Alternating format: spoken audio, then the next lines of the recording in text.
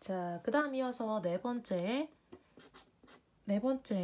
양보 접속사, 즉 양보 종속 접속사에 대해서 같이 한번 살펴봅시다. 자, 얘들아, 이 부분도 너희가 평소에 많이 썼던 그런 접속사 중에 하나이기 때문에 먼저 쌤이 예문을 들어볼 테니까 이 예문에서 우리가 어떤 접속사를 집어넣으면 좋을지 그거를 판단해서 지금부터 이 포인트에 대해서 같이 한번 살펴보도록 할게요. 자, 한번 보자.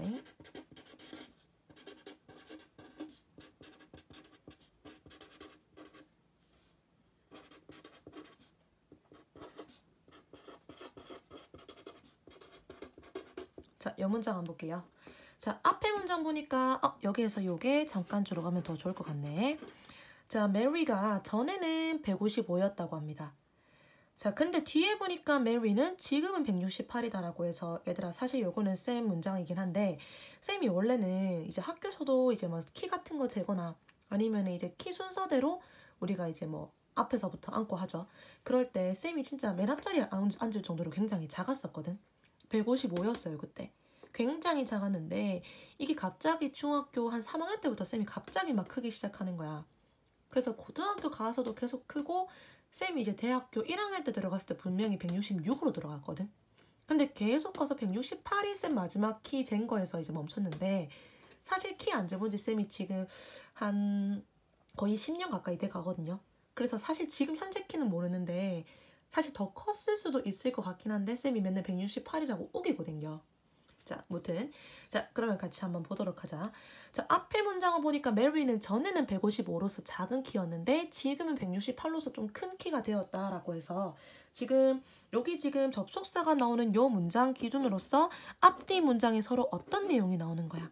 서로 전환되는 내용이 나오고 서로 반대되는 내용이 나오는구나 라는 걸 볼 수 있어요. 자, 우리가 이런 경우에는 해석을 해보자면은 자, 비록 메리가 전에는 155였음에도 불구하고 지금은 168이다. 지금부터 우리가 사용할 수 있는 접속사는 바로 뭐다? 자, although라는 접속사를 사용할 수 있다. 쌤 전에 although하고 방금 다른 접속사 말했는데요. 자, 뭔 말했어? though라고도 쓸 수 있고요. 그 다음 마지막으로 even though도 쓸 수 있다라고 해서 평소에 쌤이랑 리딩 할 때도 많이 했었습니다. 자, 이렇게 돼서 우리가 이런 단어들, 요게 바로 양보 접속사로서 얘는 해석을 어떻게 한다? 비록 뭐뭐임에도 불구하고 이런 해석이 나오게 된다라고 돼요. 자, 그러면 우리가 요 접속사 같은 경우에는 평소에도 많이 봤기 때문에 익숙해서 바로 우리가 문제 풀이 조금 넘어가 보도록 할게요. 자, 요 두 개의 문장을 지금부터 같이 한번 보자, 얘들아. We will go out blank it raining. 자, 그 다음에 we will go out blank the rain. 이 문장 보도록 합시다. 자, 내용상으로는 우리는 밖으로 나갈 것입니다. 비록 비가 옴에도 불구하고 이런 식으로 사용이 돼요. 자, 해석상으로는 굉장히 비슷하고 유사한 그런 문장인데 뒤에 문장을 한번 파악해 보도록 하니까 자, 뒤에 첫 번째 문장에서 뒤에 같은 경우는 it 그 다음에 to raining이라는 동사가 나와서 첫 번째 문장에서는 요 접속사 기준으로 뒤에 문장이 나오는구나 라고 봐요. 자, 근데 요 밑에 보니까 요 밑에 문장에서는 우리 알다시피 the라는 관사 뒤에는 얘들아 뭐가 나오죠? 요때 rain은 비가 오다라는 동사가 아닌 명사가 나와서 얘는 바로 명사 구가 뒤에 나오게 됐네. 자, 그러면 요 차이점으로서 문장이 나오는 거랑 명사 구가 나오는 거 해석은 똑같은 그런 단어를 사용할지라도 요때 나오는 단어가 정말 천차만별로 크게 차이점이 있고 지금 요 부분이 굉장히 중요한 부분이거든. 자, 우리 지금까지 배우고 있는 건 접속사입니다. 자, 특히 접속사 중에서도 우리가 배우고 있는 것은 종속 접속사이기 때문에 뒤에 문장을 이어주는 걸로써 이 포인트가 우리가 지금 배우고 있는 그 포인트예요. 자, although를 사용하고 또는 though나 even though도 마찬가지로 사용할 수 있어. 자, 근데 중요한 건 이거겠죠.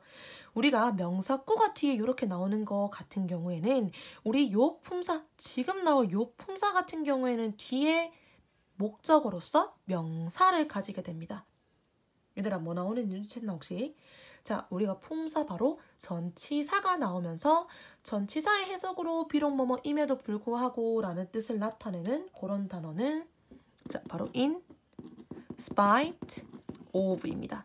자, 근데 하나 더 있네 얘들아. 뭐도 사용 가능하다? 바로 despite도 사용이 가능하다라고 됩니다.